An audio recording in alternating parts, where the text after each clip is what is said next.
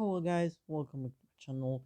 Today we're going to continue to take a look at the scenario where Rome and the Dutch Empire allied after World War III.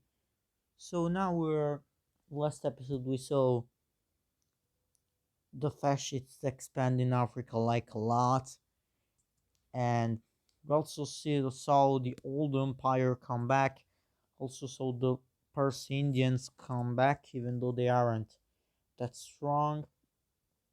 We also see Bangladesh. We see a lot of tensions escalate after this.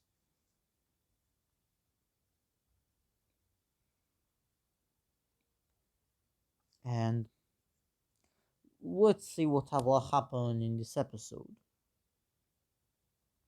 The first thing is that the Dutch, we know, like, take a look at the sides of the, because we see that Finland will join the squares because of Russia, but guess who won't make it in time? Of course, it's St. Petersburg.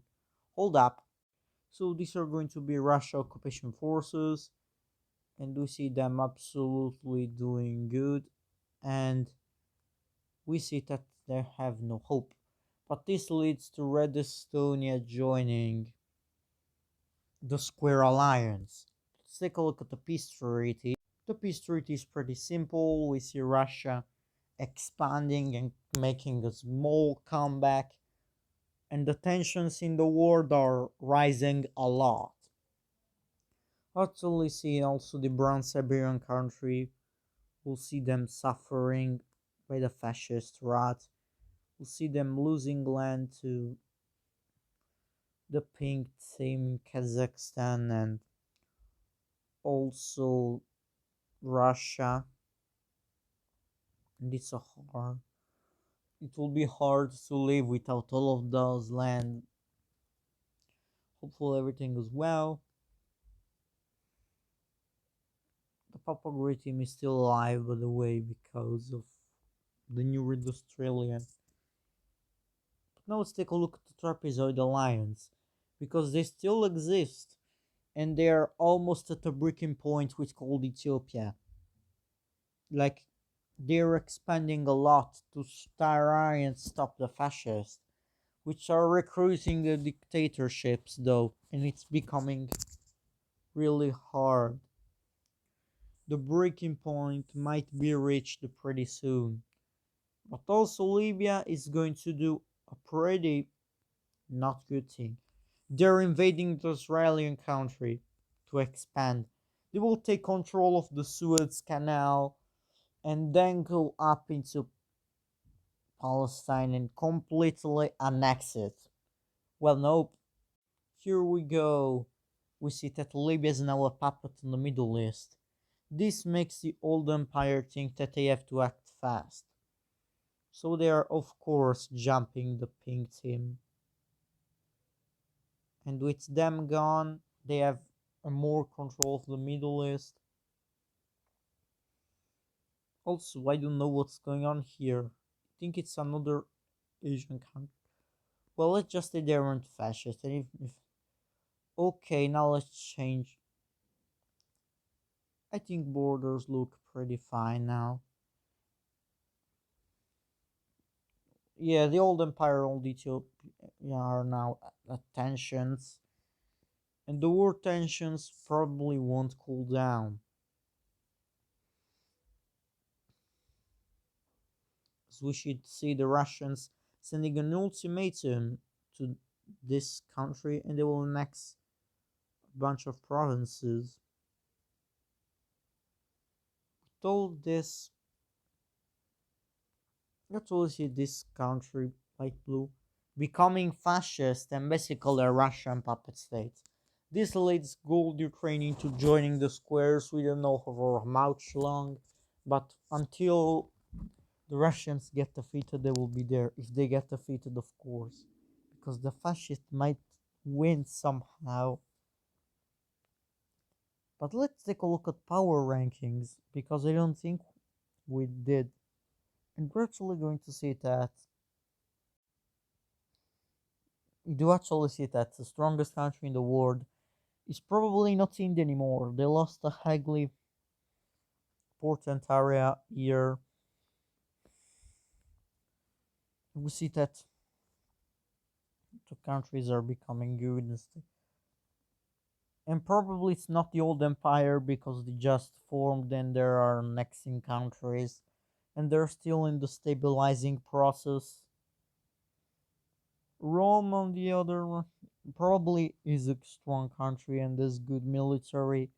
They aren't even that much unstable because they didn't expand that much. Like they got some northern African land and invaded Orange Bulgaria, but that's it. We do actually see Greece having tensions with the fascists. Meanwhile, we see that this country will join the old empire for protection against Caspia. I saw the wrong borders, don't worry, guys. Yeah, we actually see that the Red Caucasian country is in danger, but really in danger. They're surrounded by basically four fascist countries, and they're the next target. And we actually see that the invasion of Red Caucasia has just started. Yeah, it's what the occupation forces call for Caspia. I did. Now let's take a look at the war. Because other the sanctions will probably rise, there will tensions, and they'll also try to sanction Russia. Don't think that will work though, and the Red Caucasians are actually strong countries, but they cannot beat so much. Like they cannot beat four fascist countries alone.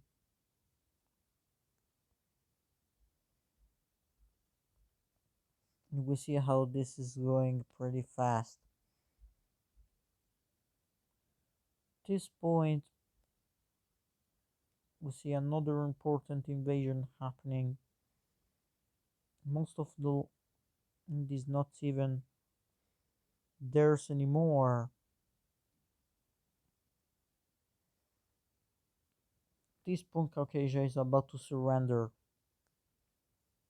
And the wheel after this. And now let's take a look at the peace treaty. So this is the peace treaty. We see that Russia annexed some land. We see Pink Kazakhstan annexing some land. We see Caspia expanding and also they expand their puppet state. And we see a fascist kind of Georgian country popping out. The Black Caucasian will still retain the democratic government because they surrendered earlier and they didn't get fully devastated. And now the Black Caucasians they are joining the squares because they could be next, who knows. And with that we'll also see the Red Caucasians joining in and war tensions are rising. Hibernia is getting worried and even more worried.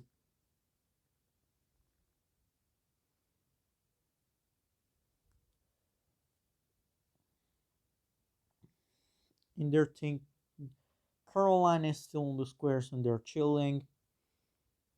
The terrorist country, by the way, is now probably under. I think I already said that they're probably fascist, but yeah, they still have a right ideology government, and they're probably joining the parallelograms if there is a war. Texas got jumped though, and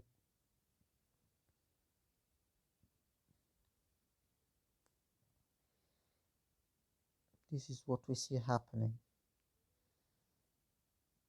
Texas does still exist, even though they're a bit crippled. And they're probably under a right ideology government. Central America is probably joining the square soon if they're ready. But then we take a look at Brazil because They're going to invade the country. They're going to invade this one over here. And they're absolutely destroying them. I don't even need occupation forces. And they're going to fully annex this country. Then they go on to the Colombian country, trying to do good offensive. Then we of course will see Central America joining in, see the Colombians managing to have a separate peace deal with Central America, which gets the Panama Canal. The communists have the Panama Canal, which is frightening. The rest of the Colombian will now have a fascist coup, will join the South American fascist bloc, but Brazil isn't stopping there because they're also going to the Ecuador country. Brazil woke up, they didn't woke up very good. They decided to kill like 4 random countries. And now we got a continent which is almost fully fascist. We see the communists of South America joining up with the squares. This is leading to tension in the world, but really high tension. Vietnam is not allied to Korea anymore because of their fascist ideology, and they hate fascism.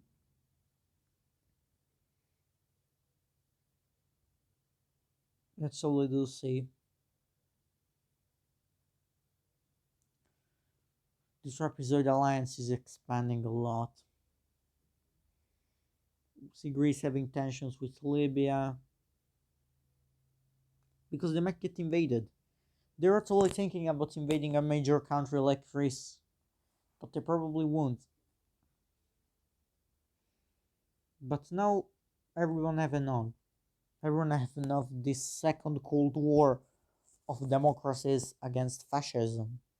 Because yeah, the communist is probably less popular. There are flow democracies instead. And it's interesting.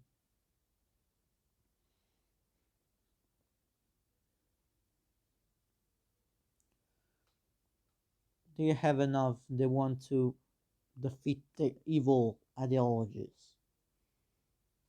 The first thing will happen that will kind of escalate tensions is the old empire annexing this land, because then Caspia will join in. After this, Persia will think of joining the squares to have protection, but it's late. It's too late for them. India does join the squares,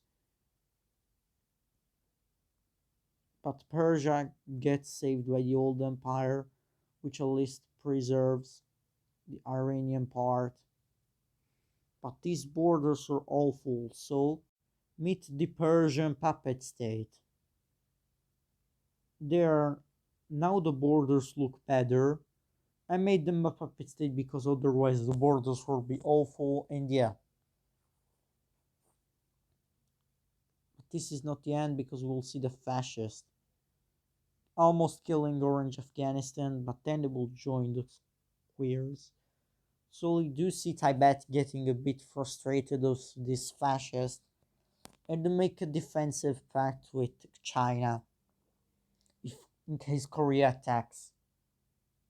It's not going well. It's probably the end of the Second Cold War. Caspia will keep expanding though before that happens. As we see troops marching in.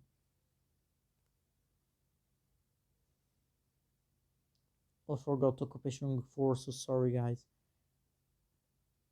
Oh, and there's a thing I haven't mentioned really yet.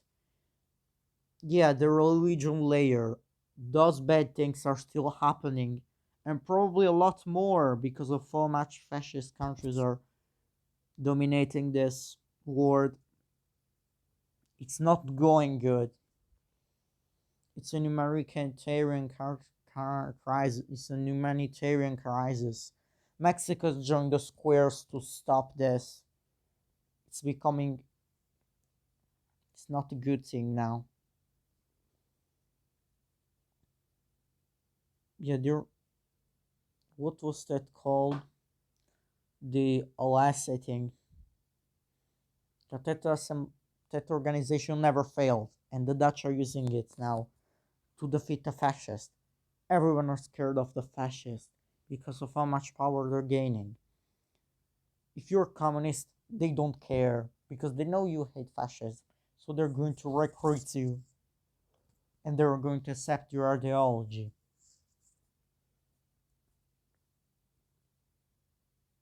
Most of NATO is against fascism at this point, but now it looks like a silent phase, a quiet phase where nothing happens. Until we actually see some Libyan ships reaching Greece. They're actually not attacking Greece, they're attacking Crete. I'm going to use these colors, the occupation forces, and they're invading the island. And they stand no chance. And they get jumped. But this leads tensions with Greece, who doesn't like this, who will annex these islands. There will probably be some naval skirmishes with Libya and over there, and now Greece will join the squares. Mutually see Libya making a peace treaty with the government of Crete and annexing this land. But the naval skirmishes don't end there, they're continuing.